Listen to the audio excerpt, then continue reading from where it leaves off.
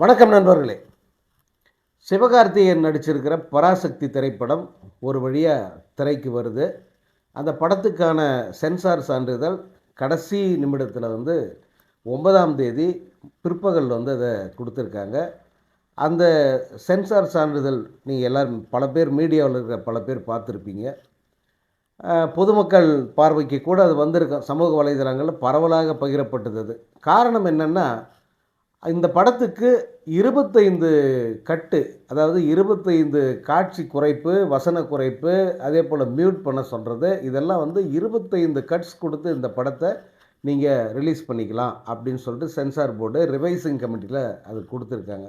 அந்த 25 கட்டு என்னென்ன அப்படின்னு பார்த்தீங்கன்னா, அப்படி தவறான அந்த வார்த்தை பிரயோகன்றது 1, 2 அது அந்த ரீஜனல், அதாவது வட்டார பகுதிகளில் பயன்படுகிற 1, 2 வார்த்தை. இப்போ அந்த வக்காலி அப்படிங்கிற வார்த்தையெல்லாம் அவங்க மியூட் பண்ண சொல்லிக்கிறாங்க. மற்றபடி தீ பரவட்டும் அப்படின்ற ஒரு அந்த பெயரை காட்டுறாங்க. தீ பரவட்டும் அப்படிங்கிற அந்த முழக்கத்தை காட்டுறாங்க. அதே போல் வசனமாகவும் வருது, அதை நீக்க சொல்லியிருக்காங்க. இந்தி திணிப்பு அப்படிங்கிறத நீக்க சொல்கிறாங்க. மாநிலங்கள் மீது நீங்கள் மொழியை திணிக்கிறீங்க அப்படின்ற அந்த வசனத்தை நீக்க சொல்லியிருக்காங்க. இந்த தீ பரவட்டும் அப்படிங்கிறத என்னவா மாற்ற சொல்லியிருக்காங்கன்னா, நீதி பரவட்டும் அப்படின்னு மாற்ற சொல்லியிருக்காங்க சென்சார் போர்டில். இந்த மாதிரி 25 கட்டு கொடுத்துருக்காங்க. சில வசன காட்சிகளை எல்லாம் மியூட் பண்ண சொல்லியிருக்காங்க. இவ்வளவு பார்த்து பார்த்து அந்த படத்தை அவங்க தணிக்கை பண்ணியிருக்காங்க. காரணம், இது மொழி போராட்டத்தின் அடிப்படையில் உருவாக்கப்பட்டிருக்கிற படம். அதே போல் சென்சேஷனான ஒரு கதைக்களம் அது. அது மற்ற மாநிலங்களில் எந்த விதமான அதிருப்தியும் ஏற்படுத்திடக்கூடாது. பலதரப்பட்ட மக்கள் வாழ்கிற பகுதி. அதனால் அவர்கள் மத்தியில் எந்த விதமான அதிருப்தி ஏற்படுத்திடக்கூடாது அப்படிங்கிற நோக்கத்துக்காக இதை செய்கிறோம் அப்படின்னு சொல்லி அதை கொடுத்துருக்காங்க. ஆனாலும் அவர்களை பொறுத்த வரைக்கும் தமிழ்நாடு அப்படிங்கிறது எப்போது வரைக்கும் இது ஒரு தனியான ஒரு மண். இது நம்ம எதை திணிக்க முயன்றாலும் அவங்க ஏற்றுக்க மாட்டாங்க. நம்ம சொல்கிற எதையும் அவங்க கேட்க மாட்டாங்க. அவர்கள் கேட்பது வேறு. அவர்கள் கேட்பதை தான் நம்ம செய்யணுன்ற நிலைமையில் இருக்கோம். அப்படிங்கிறதுனால அந்த அதிருப்தி அவங்களுக்கு தொடர்ந்து இருந்துக்கிட்டு இருக்குது. இது 63இல் நடந்த கதையாக இருந்தாலும் அந்த உணர்வுன்றது 2026லும் கூட அப்படியே தான் இருக்குது அப்படிங்கன்னு அவங்க புரிஞ்சு வச்சுருக்கிறதுனால இவ்வளவு பகுதிகளை அவங்க ரொம்ப கடுமை காட்டி இதையெல்லாம் நீக்க வச்சுருக்காங்க. இந்த நீக்கங்களோடு படம் பெரும்பாலான அரங்குகளில் பராசக்தி தான். ஏன்னா ஜனநாயகன் திரைப்படம் வரல. அது வராதுக்கு என்ன அரசியல் காரணம் என்னங்கிறதெல்லாம் நான் அடுத்த வீடியோவில் சொல்கிறேன். பட் அது வராததுக்கு காரணம்ங்கிறது இந்த பராசக்தி அல்ல, அல்லது பராசக்தி தொடர்புடைய யாரும் அல்ல. அது இந்த உலகத்துக்கே தெரியும். ஆனாலும் தற்குறிகள் தொடர்ச்சியாக திமுக மீது, பராசக்தி தயாரிப்பாளர் மீது, பராசக்தி நாயகன் மீது பல்வேறு விதமான கொடூரமான அந்த தாக்குதல்களை அவங்க நடத்திக்கிட்டு இருக்காங்க. கடுமையாக பேசிக்கிட்டு இருக்காங்க. பெய்டு மீடியா அந்த பர்சன்ஸ் அவங்க ஒரு பக்கம் மிக மோசமாக தாக்குதல் நடத்திக்கிட்டு இருக்காங்க. இதையெல்லாம் தாண்டி இந்த படம் ரிலீஸ் ஆகுது. ஜனவரி 10ஆம் தேதி இந்த படம் ரிலீஸ் ஆகுது. ஒரு கட்டத்தில் இந்த படம் வெளியாகாது அப்படின்ற பேச்சு எங்கும் பரவிடுச்சு. ஏன்னா 9ஆம் தேதி காலை வரைக்கும் கூட டிக்கெட் முன்பதிவு நடக்கலை. அப்போது இன்னும் 24 மணி நேரம் கூட இல்லை. அப்புறம் எப்படி இவங்க புக்கிங் ஆரம்பித்து, எப்படி டிக்கெட் ரிசர்வ் ஆகி இந்த படம் ரிலீஸ் ஆகுமா, ஒரு நாள் தள்ளி போகுமா, இப்படியெல்லாம் கேட்க ஆரம்பிச்சிட்டாங்க. இன்னொரு பக்கம் அங்கே ஜனநாயகன் குறித்த அந்த வழக்கு விசாரணை மேல்முறையீடு போய்கிட்டு இருக்குது. அந்த தருணத்தில் தான் இப்படி ஒரு நிலையில் அந்த சென்சார் சான்றிதழ் வழங்கப்பட்டிருக்கிறது. இப்போ இந்த பராசக்தி திரைப்படம் என்ன மாதிரியான ஒரு தாக்கத்தை ஏற்படுத்தும் அப்படின்னா, இந்த படத்துக்கான முன்பதிவுங்கிறது ரொம்ப தாமதமாக பிற்பகலில் தான் ஆரம்பித்தாங்க. ஆனால் யாருமே எதிர்பார்க்கல.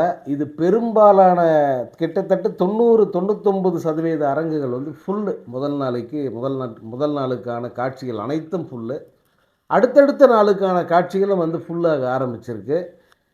இது இத்தனைக்கும் சனிக்கிழமை ரிலீஸ் ஆகுது. இன்றைக்கி வெள்ளிக்கிழமை ரிலீஸ் ஆகியிருந்தால் கூட பரவாயில்ல. படம் சனிக்கிழமை ரிலீஸ் ஆகுது. அடுத்து ஞாயிற்றுக்கிழமை வார இறுதி நாட்கள் அங்கே மேனேஜ் பண்ணிக்கலாம். அதுக்கு அடுத்து திங்கட்கிழமை வேலை நாள். அன்றைக்கும் கூட இந்த படத்துக்கான முன்பதிவுங்கிறது திருப்திகரமாக இருக்குது. இதே நிலை தொடர்ந்தால் இந்த 10 தினங்கள் 10ஆம் தேதியிலேருந்து வர்ற 20ஆம் தேதி வரைக்குமான 10 நாட்கள் வந்து இந்த படத்துக்கு மிகப்பெரிய ஒரு ஓப்பனிங் இருக்கும் அப்படின்றத நம்ம எதிர்பார்க்கலாம். ஏன்னா வேறு போட்டிக்கு வேறு படம் இல்லை. அதே போல் இந்த படம் பெரிதாக எதிர்பார்க்கப்படுது. அது மட்டுமல்ல, சிவகார்த்திகேயன் ரசிகர்கள் அப்படின்னு மட்டும் இல்லாமல் அனைத்து தரப்பு ரசிகர்களுமே வந்து இந்த படத்துக்கு ஆவலாக காத்துக்கிட்டு இருக்காங்க. விஜய் ரசிகர்களை தவிர, I mean die hard Vijay fans இருப்பாங்கள்ல, அனில்ஸ், தற்குறிகள் அப்படின்லாம் வர்ணிக்கப்படுகிற அந்த கூட்டத்தை தவிர மற்ற அத்தனை தரப்பு ரசிகர்களுமே இந்த படம் பார்க்கணும். ஏன்னா இது நம்ம படம். நம்ம நிச்சயமாக இந்த அந்த 63 காலகட்டத்தோட வரலாறு என்னன்றது நம்ம தெரிஞ்சுக்கணுங்கிறதுல ரொம்ப ஆர்வம் காட்டுவதை வந்து பார்க்க முடியுது. அதனால் இந்த பராசக்தி திரைப்படம்ங்கிறது இதுவரைக்கும் வந்திருக்கிற அந்த தகவல்களின் அடிப்படையில் பார்த்தா மிகப்பெரிய ஒரு வசூலை ஈட்டுவதற்கான வாய்ப்பு இருக்குது அப்படின்னு தான் வந்து சொல்கிறாங்க. திரையரங்க உரிமையாளர்கள்கிட்ட விசாரித்த வரைக்கும் இன்றைக்கியே நான் 2-3 திரையரங்குகளுக்கு நான் போய் பார்த்தேன். எப்படி இருக்குது டிக்கெட் ரிசர்வேஷன்னு. உண்மையிலே வந்து ரொம்ப நல்லா இருக்குதுன்னு சொல்லிட்டு அவங்க எல்லாருமே திருப்தி தெரிவிக்கிறாங்க. அதே போல் முதல் நாளுக்கு வந்து பெரும்பாலும் டிக்கெட் இல்லை. எல்லாருமே முதல் நாள் காலையிலேருந்து இரவுக்குள்ளே ஏதோ ஒரு காட்சிக்கு டிக்கெட் எடுத்து கொடுங்க அப்படின்ற அந்த கோரிக்கையோடு வராங்க.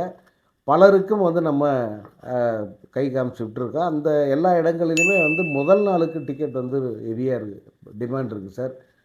2வது 3வது நாளுக்கு வேணால் பார்க்கலாம் அப்படின்ற அந்த பதிலை தான் வந்து பெரும்பாலான திரையரங்கு உரிமையாளர்கள் தெரிவிக்கிறாங்க. ஸோ இந்த படத்துக்கான எதிர்பார்ப்பும் நல்லா இருக்குது, முன்பதிவும் நல்லா இருக்குது. அதே போல் படமும் எதிர்பார்க்கிற அளவுக்கு அல்லது அதை விட ஒரு படி மேலே இருந்துருச்சுன்னா இந்த படம் வந்து மிகப்பெரிய ஒரு வரலாறு படைக்கும் அப்படிங்கிறது தான் வந்து எதிர்பார்ப்பாக இருக்குது. இந்த படம் வந்து தமிழ்நாட்டில் மட்டும் கிட்டத்தட்ட 700-800 அரங்குகளில் இந்த படம் வந்து முதல் நாள் ரிப்போர்ட் இது. ஃபஸ்ட்டு ரிப்போர்ட்டுன்னு நம்ம எப்பவுமே கொடுப்போம்ல, அந்த வகையில் வந்து இந்த படம் முதல் நாளில் சனிக்கிழமை மட்டும் வந்து கிட்டத்தட்ட ஒரு 800 அரங்குகளில் இந்த படத்தை வந்து வெளியிடுறாங்க. அது வந்து இப்போதைய நிலவரம் தான் அது. மாலை ஆக ஆக வந்து இந்த படத்துக்கான ஸ்க்ரீன்கள் வந்து அதிகரிக்க வாய்ப்பு இருக்குது. காரணம் வந்து வேறு படம் இல்லாததுனாலும், பொங்கல் அப்படிங்கிறதுனால வந்து கூட்டம் அதிகமாக வருங்கிறதுனாலும் இனிவரும் தினங்களில் இந்த திரைகள் வந்து அதிகரிப்பதற்கு வாய்ப்பு இருக்குது. அதே போல் வெளிநாடுகளில் இந்த படம் வந்து ஒரு நாள் கழித்து வந்து சில நாடுகளில் ரிலீஸ் ஆகுது. 11ஆம் தேதி ரிலீஸ் ஆகுது. யுஎஸ்ஸு, யூரோப்பு, ஆஸ்திரேலியா இப்படி வந்து பல்வேறு நாடு, வழக்கமாக வந்து தமிழ் திரைப்படங்கள் வெளியாகிற நாடுகள் அனைத்திலுமே வந்து இந்த படம் வெளியாகுது. படத்துக்கான அந்த வசூல் என்னவா இருக்கும் முதல் நாள் வசூல் அப்படின்னு பார்த்தா, எனக்கு தெரிந்து இது கிட்டத்தட்ட வந்து முதல் நாளில் உலகம் முழுக்க வந்து ஒரு 40 கோடி வரைக்கும் வசூல் வர்றதுக்கு வாய்ப்பு இருக்குது அப்படின்னு சொல்கிறாங்க. பட் இது முதல் நாளில் எல்லா நாடுகளிலும் சைமல்டேனியஸாக ரிலீஸ் ஆகியிருந்தால் ஒரு 2000லேருந்து 2500 திரையரங்குகள் வரைக்கும் இந்த படம் ரிலீஸ் ஆனால் இந்த வசூலுக்கு வாய்ப்பு இருக்குது. அப்படி இல்லைன்னா வந்து ஒரு 20லேருந்து 25 கோடி வரைக்கும் வருவதற்கு வாய்ப்பு இருக்குது வேர்ல்டு வைடு. தமிழ்நாடு வந்து இன்னும் அந்த திரைகளினுடைய எண்ணிக்கைங்கிறது சரியாக தெரிந்தால் நம்ம அந்த முதல் நாள் வசூலை வந்து நம்ம கணிக்க முடியும். அது நாளைக்கு வந்து எந்த அளவுக்கு இருக்கும் அப்படிங்கிறத நம்ம சொல்லலாம். இது முதல் நாளில் எப்படி பார்த்தாலும் ஒரு சிவகார்த்திகேயனுடைய கெரியரில் மிகப்பெரிய ஒரு வசூலை தந்த படம் அப்படிங்கிற பெயர் இந்த பராசக்திக்கு வந்து கிடைக்கும் அப்படிங்கிறதுல எந்த சந்தேகமும் இல்லை.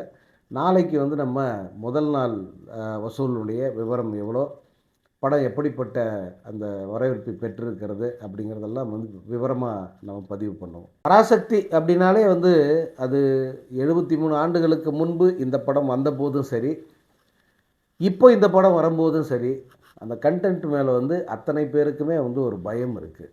அந்த பராசக்தி மொழிப்போரை பற்றி பேசலை, ஆனால் அது பேசாத, அது தொடாத பிரச்சனைகளே விவாதங்களே இல்லை அப்படின்னு சொல்லலாம். அதனால தான் அது முதல் உலகப்படம், தமிழில் தயாரான முதல் உலகப்படம் அப்படின்னு இப்போ வரைக்கும் அந்த படத்தை பற்றி பேசுகிறதுக்கு காரணம் வந்து அதில் மூட நம்பிக்கை பற்றி பேசியிருப்பாங்க, சமூகத்தின் அவல நிலையை பேசியிருப்பாங்க, பலவிதமான அரசியல் அதில் இருக்கும், விதவை மறுமணம் இருக்கும், கடவுள் மறுப்பு இருக்கும், சுயமரியாதை பற்றிய அந்த அவ்வளவு விரிவான பார்வை அதில் இருக்கும்.